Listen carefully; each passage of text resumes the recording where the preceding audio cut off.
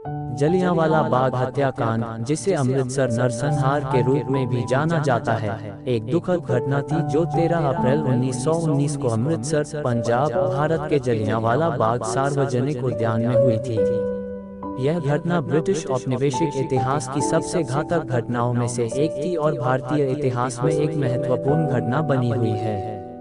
उस समय भारत ब्रिटिश साम्राज्य का उपनिवेश था और भारतीयों और अंग्रेजों के बीच तनाव बहुत अधिक था।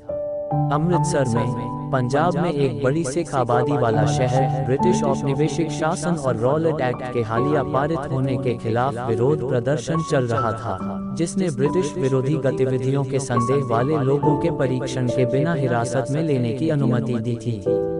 13 अप्रैल 1919 को दो राष्ट्रवादी नेताओं सत्यपाल और सैफुद्दीन किचलू की गिरफ्तारी और निर्वासन के विरोध में पुरुषों, महिलाओं और बच्चों सहित भारतीयों की एक बड़ी भीड़ जलियांवाला बाग में एकत्रित हुई।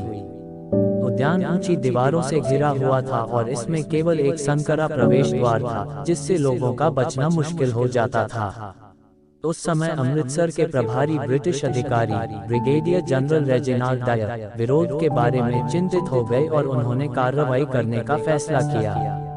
उन्होंने सैनिकों के एक समूह को जलियांवाला बाग तक मार्च किया और बिना किसी चेतावनी के उन्हें निहत्थे भीड़ पर गोलियां चलाने का आदेश दिया। सैनिकों ने लगभग 10 मिनट तक गोलीबारी की, जिसमें अनुमानित 400 से 1000 लोग मारे गए और कई अन्य घायल हो गए।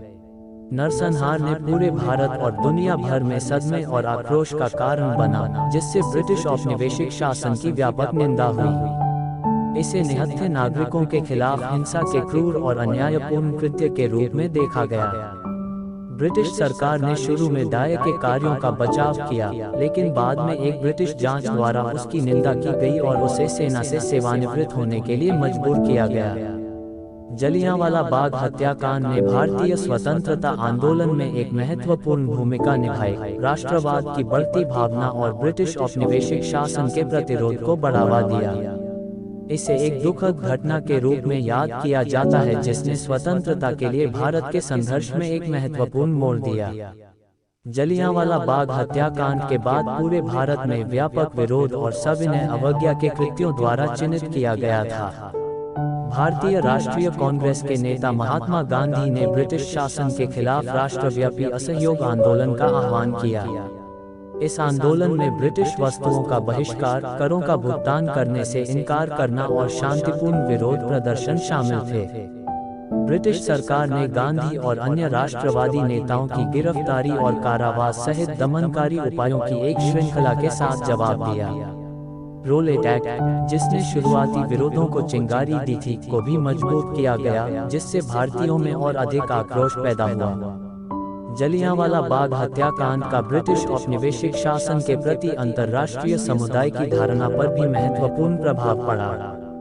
दुनिया भर के लोगों और सरकारों द्वारा इसकी व्यापक रूप से निंदा की गई, जिससे उपनिवेशवाद को समाप्त करने के लिए ब्रिटिश सरकार पर दबाव बढ़ गया। नरसंहार के बाद के वर्षों में स्वशासन और राजनीतिक स्वतंत्रता की बढ़ती मांगों के साथ स्वतंत्रता के लिए भारत का संघर्ष जारी रहा।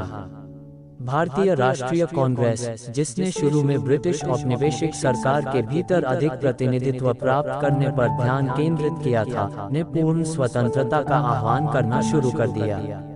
जलियांवाला बाग हत्याकांड भारतीय इतिहास की एक महत्वपूर्ण घटना है, जो ब्रिटिश औपनिवेशिक शासन की क्रूरता और स्वतंत्रता के संघर्ष में भारतीय स्वतंत्रता सेनानियों द्वारा किए गए बलिदानों का प्रतीक है। आज नरसंहार स्थल जलियांवाला बाग एक राष्ट्रीय स्मारक है और उन भारतीयों के लिए एक तीर्थ स्थल है जो उस दुखद दिन में अपनी जान गंवाने वालों को अपना सम्मान देना चाहते हैं। यह भारतीय इतिहास की एक महत्वपूर्ण घटना है, जो हमें स्वतंत्रता और न्याय के लिए संघर्ष की याद दिलाती है, जिसने देश के अतीत और वर्तमान को आकार दिया है। वीडियो पसंद आई हो तो वीडियो को लाइक, शेयर और सब्सक्राइब जरूर करें। धन्यवाद।